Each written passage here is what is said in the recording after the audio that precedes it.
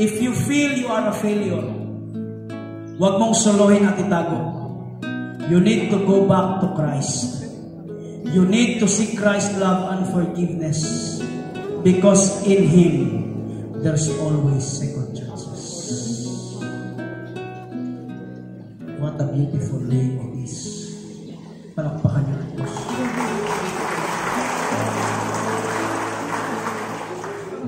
If you feel that you are a failure, kung feeling mo ikaw ay failure ka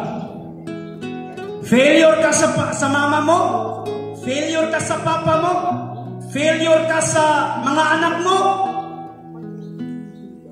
failure ka sa mga leaders mo, failure ka sa mga kasamahan mo rito, but let me tell you, you are not a failure if you go back to the presence of our Lord Jesus Christ. You are not a failure kapag ikaw ay babalik sa pagmamahal ng Panginoon. Woo! Amen ba mga kapatid? Amen. Kahit paulit-ulit mong saktan ng Diyos, kapag ikaw ay lumapit, praise the Lord, ikaw pa rin papatawarin. Ang tawag dyan ay grace. Can I hear amen?